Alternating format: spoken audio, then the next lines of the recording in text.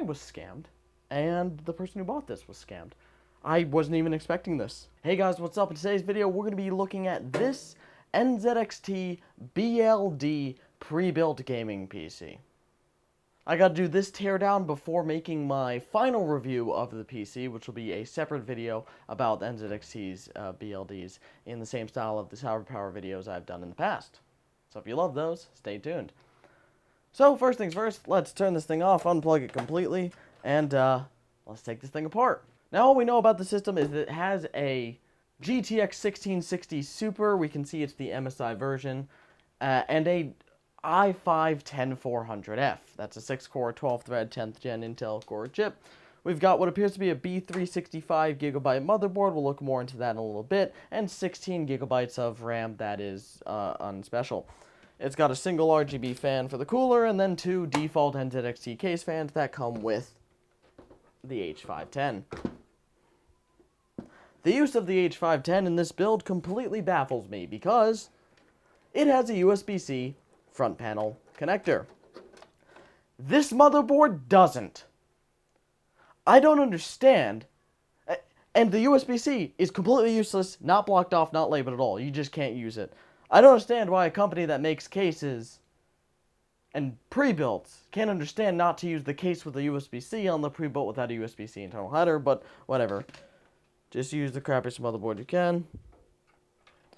Okay, we're gonna take our graphics card. Oh, that fell right in. Good job. Taking our graphics card out. Yeah, nothing special.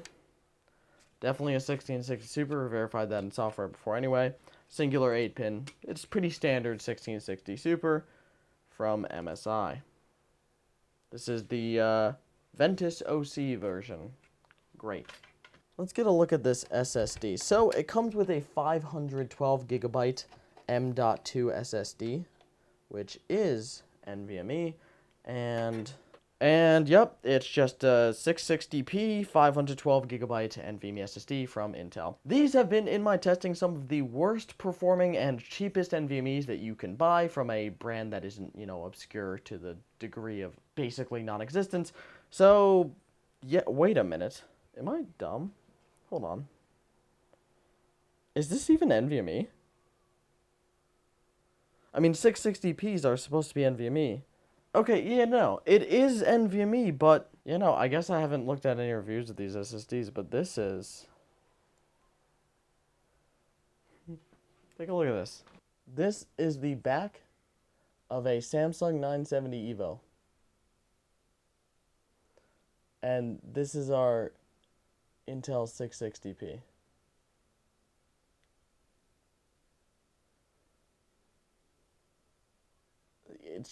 It's just worse. It just has less gold contacts. Okay, I guess it's just worse. Good job, NZXT. You fail not to disappoint. Cheap. Okay, you know what, whatever. I'm never not impressed by the lack of good products in pre-builts. Okay, let's unplug USB 3.0. Yep, Team Group, 8GB DDR4 3200 CL16. Again, cheapest possible memory. Again, this is a $1,300 system.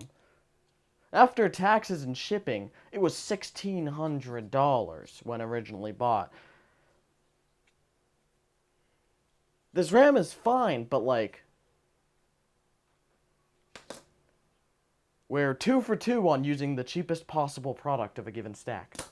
I want to see what PSU they've used. At the very least, we got black cables. We're not running that stupid ketchup and mustard crap.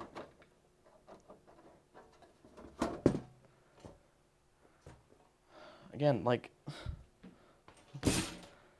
Alright, let's see what we got. EVGA. You know what?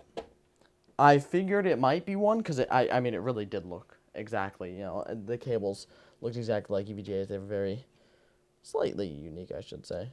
Oh my god, there's like fucking webs back here. This is disgusting. Alright, yep. It looks like we definitely have a 500 BR from EVGA. Not too dissimilar from the 450 BRs that I have 10 of that were $20 a piece, because that's how much you can buy them for when you buy them in bulk. $20 a piece. So, and NZXT really putting in the quality on this I don't see $1,300 here yet. Cable management, 2 out of 10. I mean, yeah. You tied your 24 pin to the case. You tied your front panels here, and you know, good job on the, what do we got? What's that? Yeah, this whole front panel. Good job on the routing here, right?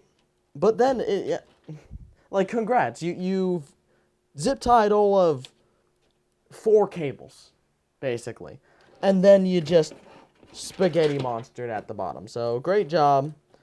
$20 PSU, $2 cable management. NZXT uses their own, like, screws for motherboards. They don't use the standard, I call them World War I helmet screws, that almost every other frickin' motherboard and case and whatever will use. And to this day, I have no idea why. Because they suck. Yep, there it goes. I was about to say, they seize all the time. I got to the point where one screw was so seized on a case that I bought brand new, I had to Dremel the head off of it. But no, they couldn't even use a again, $1,300. And they couldn't even use a motherboard high-end enough to have Wi-Fi on it. They got to add an expansion card. What is this? I mean, look, this is so fucking bare. You get 4 USB 3s, and then you get the one fucking front panel that works, because the USB-C does not work, because it's not plugged in. Where is that USB-C header, actually?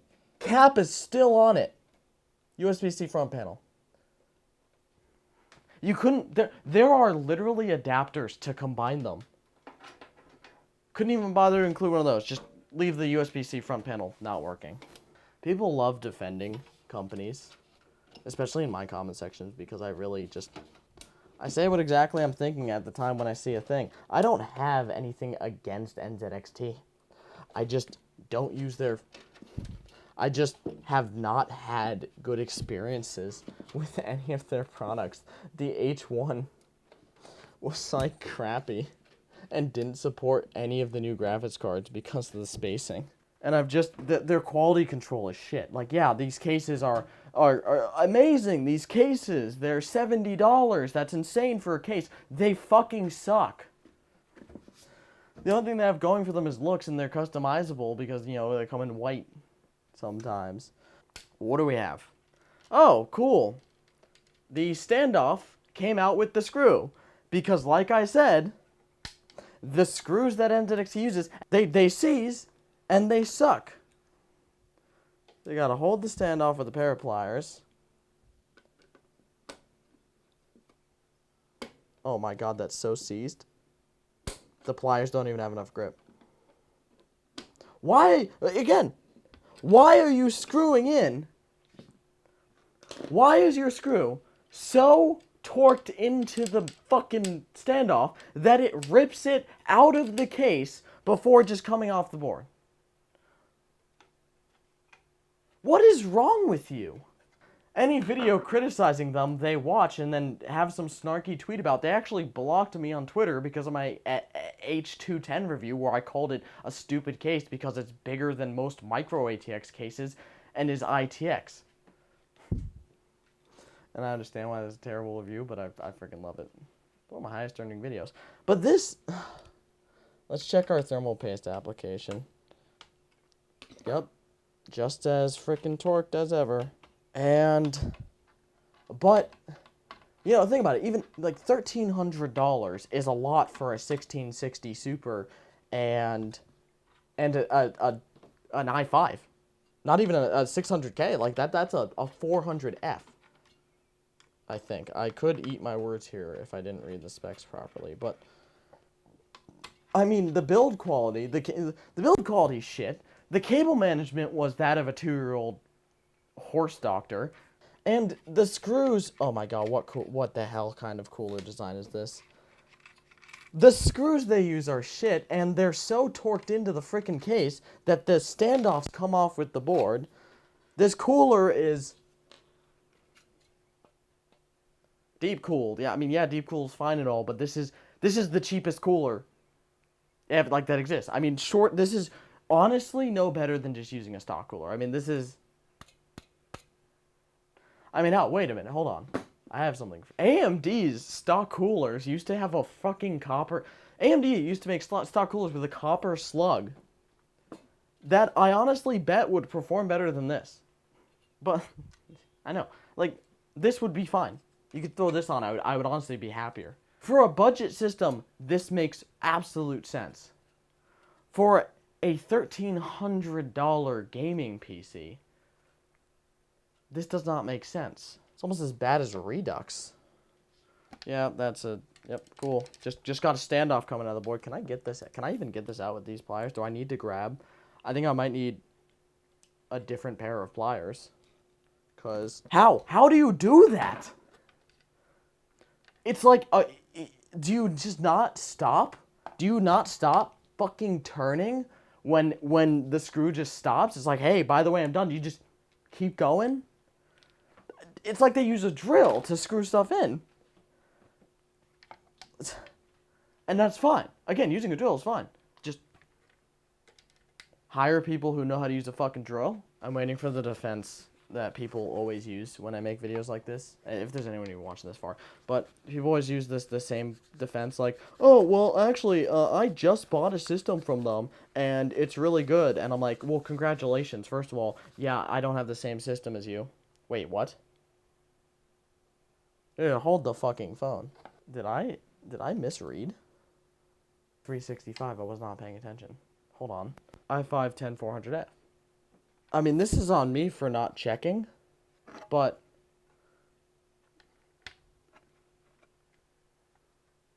I verified that the person who bought this paid for and had the receipt for a system with a 10400F. And I just realized I'm an idiot. B365 is 9th gen, not 10th gen. 10th gen would be B5 or B460. This has a 9400F in it. That is a much worse CPU than the 10400F. I don't know how their warranty works, and I'm not even going to bother mentioning this, but again, he has the receipt and shows the page he paid on. I think I have it here. Hold on. This system 100% showed that it had a 10400F.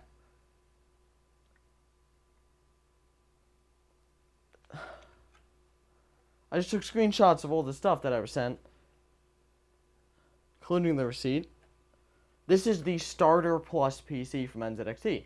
Comes with a 10400F and a 1660 Super. Everything else was true. The RAM, everything 16 gigs.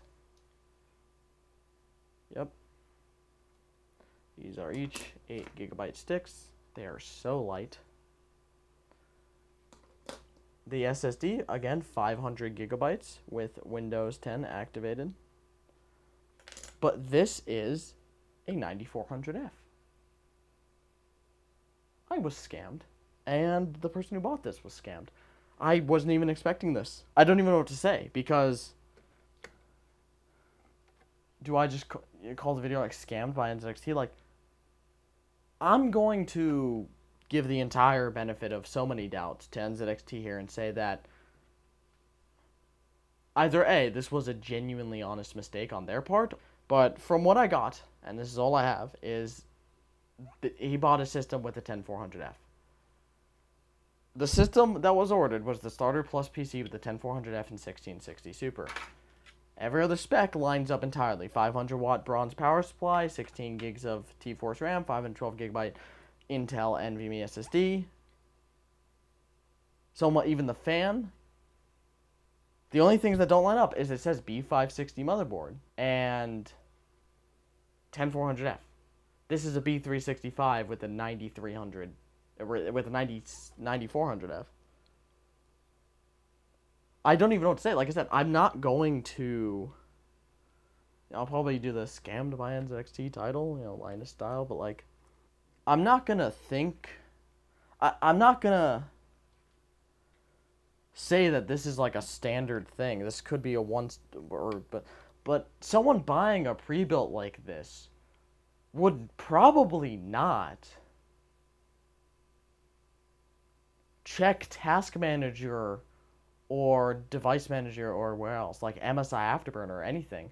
So I think, what do you look in your system info, GeForce Experience, Task Manager, Device Manager, system information.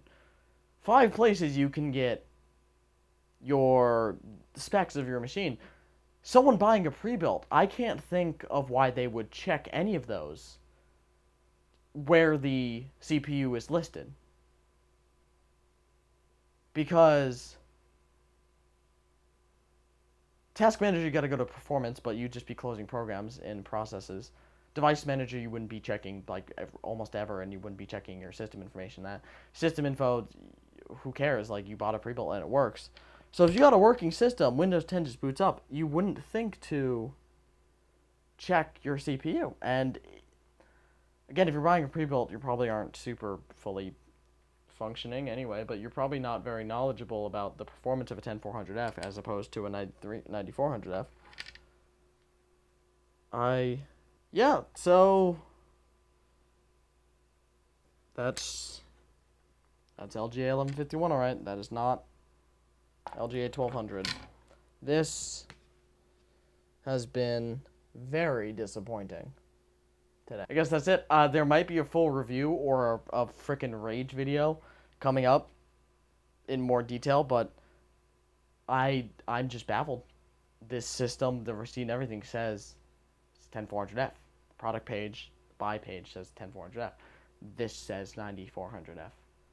So, big fucking difference. That's literally double the thread count. I think there might be 6 cores, 6 threads. That's a 6-core, 12-thread chip. That's not good. I will have an update in the future.